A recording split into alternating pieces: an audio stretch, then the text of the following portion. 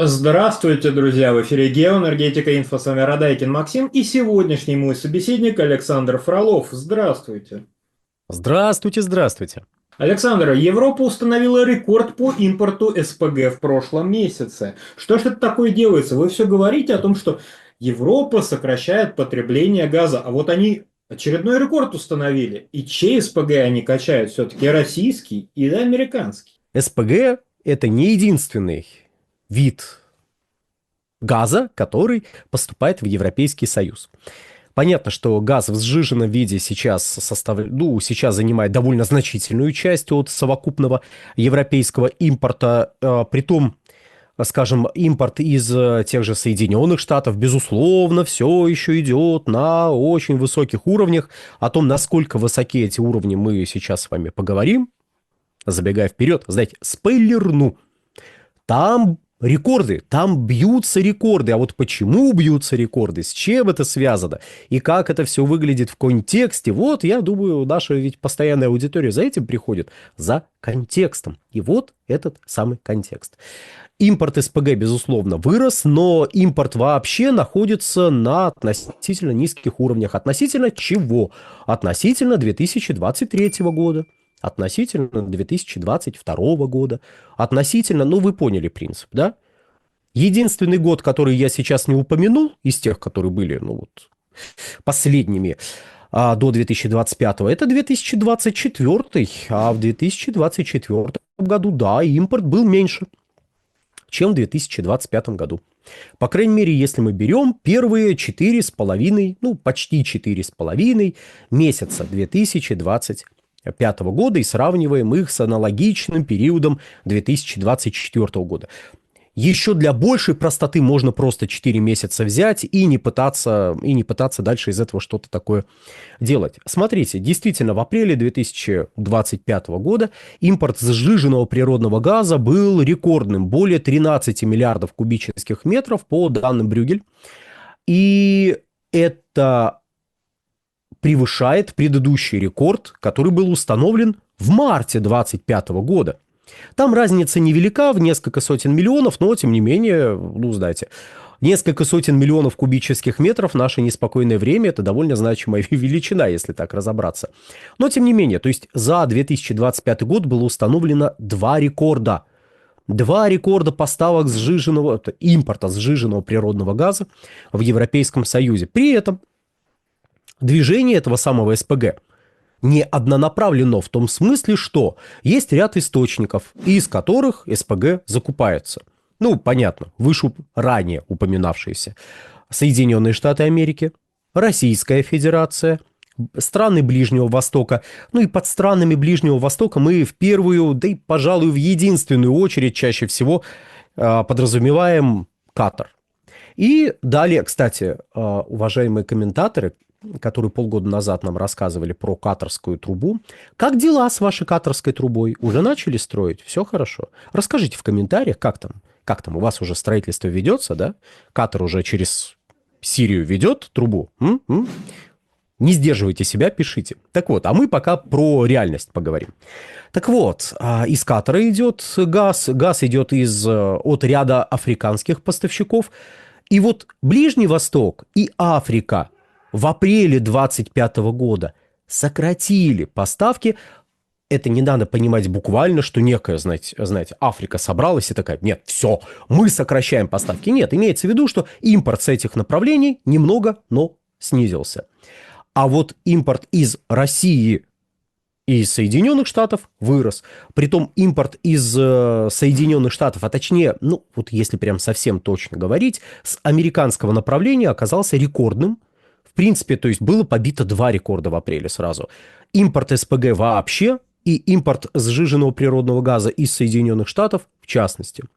И тут мы с вами приходим вот к каким обстоятельствам. В апреле 2025 года 13,357 миллиарда кубических метров было импортировано в виде СПГ, если мы пересчитываем на регазифицированный объем. Это первое. Второе. Из Российской Федерации было импортировано 1 миллиард 878 миллионов кубических метров. Я решил упростить величины, а то, знаете, тысячные как-то тяжеловесно звучат. А вот с американского направления было поставлено, было точнее импортировано 7 миллиардов 995 миллионов кубов. А в ходе предыдущего рекорда, точнее, предыдущий рекорд был вот мартовский, а именно 7,429. 7 миллиардов 429 миллионов кубов. То есть прирост довольно существенный на полмиллиарда кубов. И по большому счету поставки из Соединенных Штатов последний раз такими значительными были где-то в апреле 2023 года. Обратите внимание. В апреле 2023 года, хотя и импортировались довольно существенные объемы СПГ вообще, американского в частности, но апрель 2023 года не мог поразить воображение всех наблюдателей за счет совокупного уровня импорта.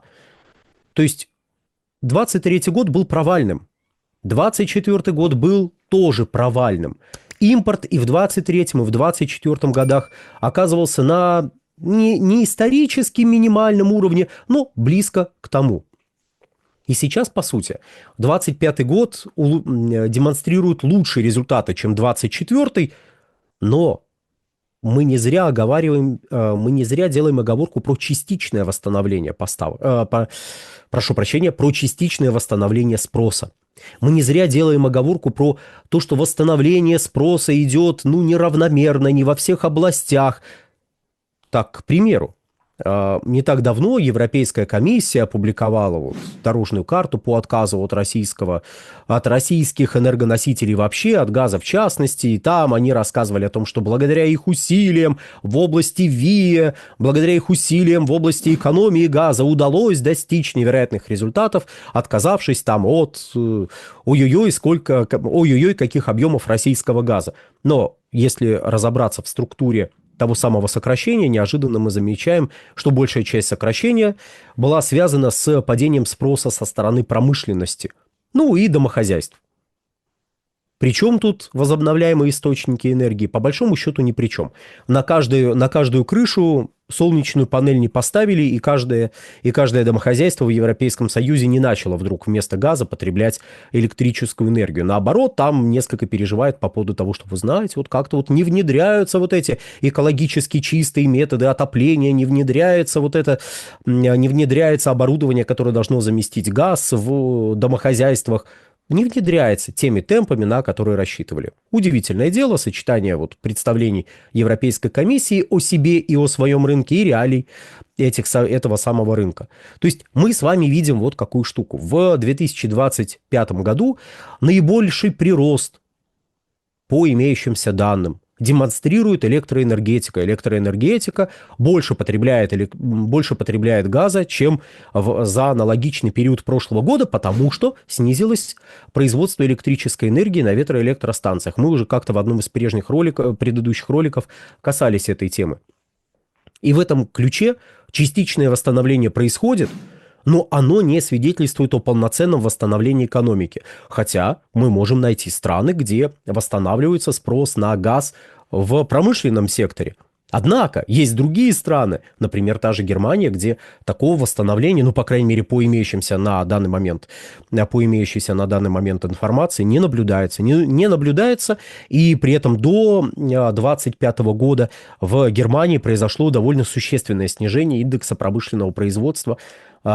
Пожалуй, в абсолютных показателях, если этот индекс пересчитать на абсолютные показатели, то это наибольшее падение в Европейском Союзе вообще.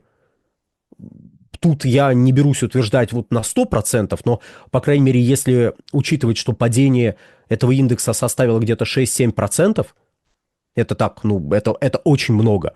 При том, что для Европейского Союза падение на 2%, это уже ой-ой-ой, мы хватаемся за сердце, падаем на спину и сучим ножками-ручками, потому что нам надо, чтобы кто-то помог подняться.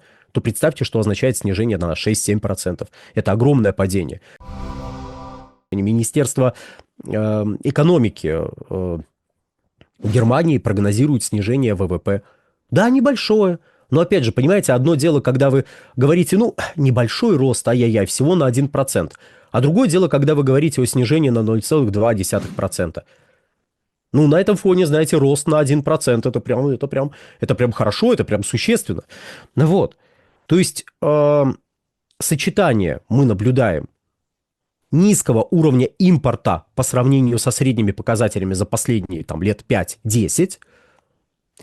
Превышение показателей 2024 года мы наблюдаем в импорте за первые 4 месяца. Но в то же время показатели хуже провального 2023 года. Тут можно разные сочетания факторов углядеть, кроме ранее упоминавшихся проблем в экономике, снижение спроса в электроэнергетике, который частично восстанавливается в 2025 году.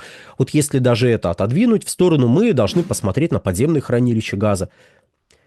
Из европейских ПХГ были извлечены огромные объемы, порядка 70 миллиардов кубических метров. Да, сейчас идет восстановление ускоренными темпами, уже подземные хранилища заполнены на 42%. Прекрасно, было там 35-36%, теперь 42%, здорово.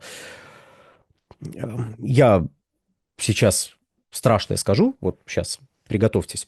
Европейский Союз закончил отбор, по сути, в конце марта, в начале апреля.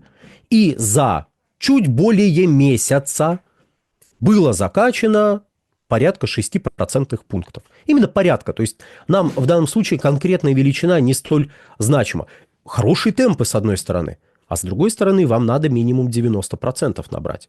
При таком темпе, школьная задачка, при таком темпе, очень хорошим, как очень многие справедливо отмечают, как скоро вы заполните подземные хранилища на 90%? Сейчас 42%, за месяц где-то, 5-6%, я щедрый, 6%. Как дела? Чё как? Все ли в порядке? Что будет летом, неизвестно. Что будет с спросом на газ, неизвестно, потому что неизвестно, сколько надо будет электрической энергии, сколько будет вырабатываться электричество на ветроэлектростанциях. За первые 4 месяца они продемонстрировали снижение относительно того же периода 2024 года. Что будет летом, соответственно, вы предсказать в принципе не можете, если сохранится ситуация, которая наблюдается с начала 2025 года. У меня плохие новости. Точнее как? Нет, стоп. Хорошие новости, конечно же. Можно будет каждую неделю отчитываться о том, что мы превышаем уровень импорта прошлого года. Видите, как здорово экономика Европейского Союза растет.